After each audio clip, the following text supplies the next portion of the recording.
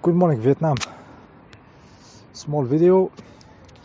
I will say three topics. So I'm having in my head. I don't have paper or something. So I hope I do it very clearly.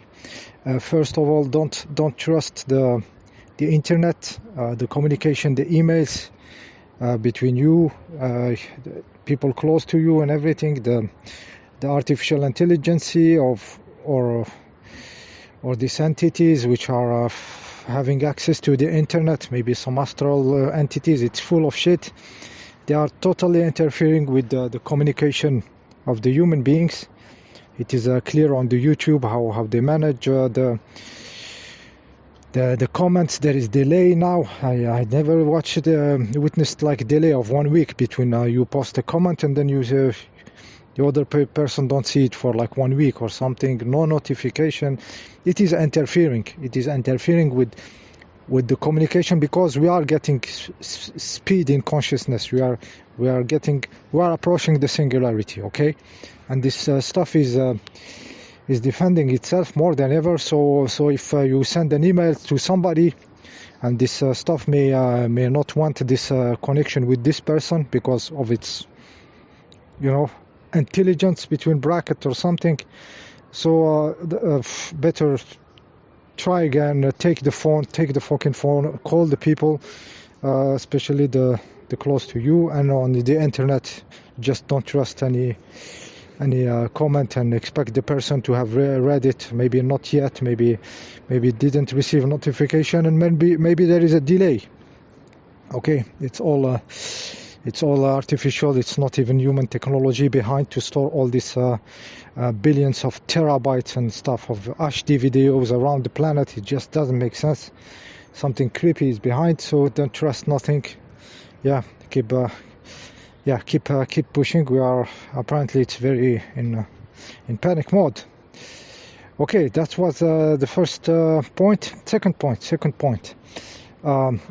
The difference between animals and humans. It's very, very important one.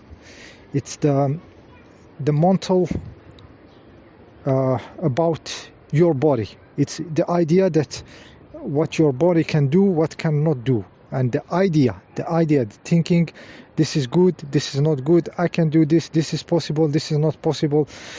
We have a preconceived idea of the body, and we are not in contact with the body. I give you an example. The dog, when he jumps after the ball in the cold water of the river, he is not thinking tomorrow I will catch a cold because I'm jumping in the cold water, so tomorrow I will have a cold. He doesn't do this in his head. We will do this, and we will produce the cold itself, and we will stop us from discovering more into this realm of energy of the matter, because this will happen to me, that will happen to me, and blah blah blah blah, and it's non-stop. So this mental about your body, they use some words of it in other books, but I will not use it because I use the same stuff, but to talk about something else. So I don't want to mix all together. So I will say the mental about my body, the idea about my body. This will happen, that will happen. If I do this, this will happen. All this the animal doesn't have. He's very practical.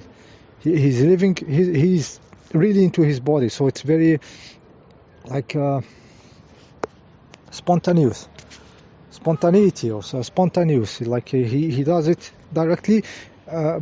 Very close to his instinct, because it's an animal. We have to reach this spontaneous stuff with our consciousness. So we see all these energies and everything. So there is something to learn about this direct stuff. No projection about this will happen to me if I get into the water and everything. And this is even stupid because what people do out of their head, it's bring more problem than solution. I give you two simple examples. For example, people put shoes on their feet, like sport shoes, and they run. They go running, sometimes long time, sometimes they jump from high stuff. And without the shoes, they cannot run that fast or they cannot jump that high. So by protecting their feet, they go into sometimes over-stressing other parts of their body, like their spine, for example, for shock, or their knees. A lot of people have knee problem, distracted knees, and how do you say, the stuff in between, the cartilage and everything, the menisc, the stuff in between, they get, because too many shocks exceeding the stress limit of the body, because they cover this, they overprotect this feet, and they go running. Since they can throw their feet in the front of them, they will throw, and all this impact will go into the other parts of the body, so they overstress the body. So by using their mantle and protecting their feet, and they end up doing more problems somewhere else, by doing more stress on the body than it has been designed to. So when you keep the balance of the body, for example, when you learn the limitation of your feet, it's telling you the limitation of other parts of your body, and that you have to be in very equilibrium. Parts have to be in a certain shape, a certain weight of the body, a certain muscle structure to be protected, So overthinking, putting shoes to do this, to do that, lead up to more problems. Always complication of the mantle lead to complicated problem and other stuff. Since nobody, for example, tell you about electromagnetic pollution, so it's not in your mind, your idea that it's dangerous, So you will not protect yourself, and you will, for example, people sleep in very electromagnetic polluted environment, and because it's not in their mantle that it's dangerous, actually they will put themselves into a situation of danger. Where if they were connected, they will sleep here, they will sleep somewhere, and they will say, "Oh fuck, there is something wrong here. I'm not sleeping well. There is something disturbing. I have to change place." This is what the animal do, because he is in direct connection. So this mantle about the body, this idea about the body, this preconceived stuffs about the body, the more you get rid of them, the better it is, because you will have direct experiences, and you will build a real relationship with the reality, with the physical reality. So everything changes. Actually, now I am discovering back how to do exercises in a different way. I am using everything actually for my consciousness to grow and to connect with the body, the consciousness body to grow and everything. So everything is different now. I am not using the mantle anymore.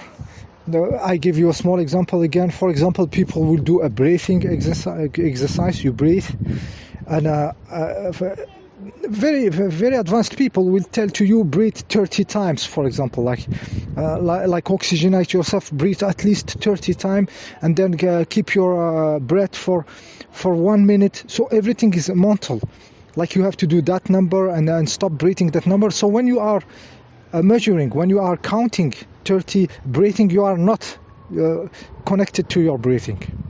When you are stopping from breathing, you stop from breathing, you are not enjoying that moment, and you are counting time, you are not enjoying that moment of silence where the body doesn't need oxygen anymore, so you can enjoy some kind of spiritual experience, like the trees, how they see the reality, or crystal, how he sees the reality without this movement of mechanical breathing. So you can enjoy this moment if you are not counting the time.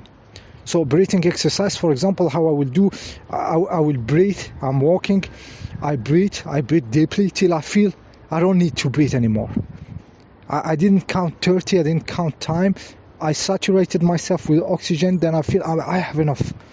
And then I stop, and I enter this realm of silence, I'm still having the human eye, I'm still having the movement of my body. I can walk, I can move, I can keep a position standing, like some karate position of stability and everything.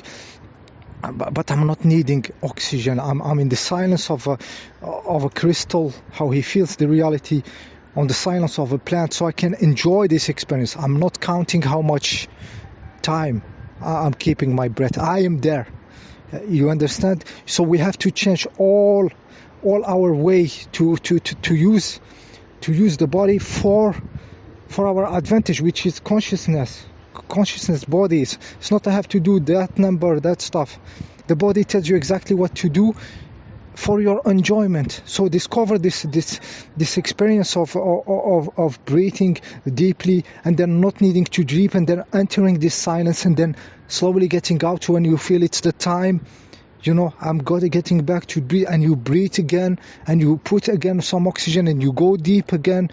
So we have to change all how we formulate our relationship to the body, our relationship to exercise, to physical activity.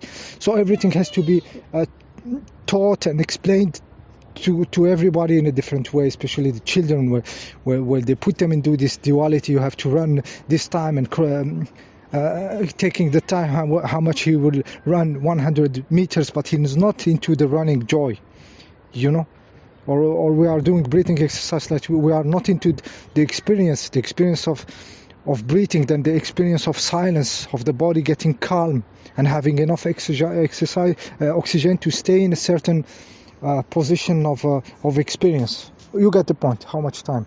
11:11. What was the third point? This is when I lose the third point. I put on pause. Okay, I find it. Third point. The idea of finding silence of thoughts inside. It's very also distorted. It's very distorted because people has been taught that they teach them to concentrate and find this silent, and that the thoughts are just noise like this, that so they will try to find some silence where there is no silence, so they will build the idea of silence with their thought. They will create a zone where they think they are in silence, but it's artificial. It's maintained by the concentration.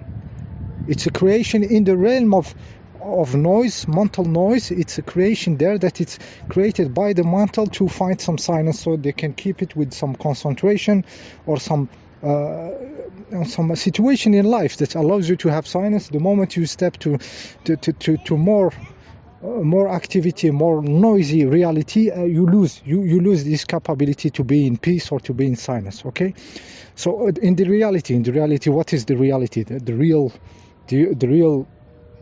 evolution. It is we go over the thinking process. The thinking process is putting into a lower importance level, get into not something you do, so you don't do it anymore. This noise, you don't connect there. Your brain is not tuned there.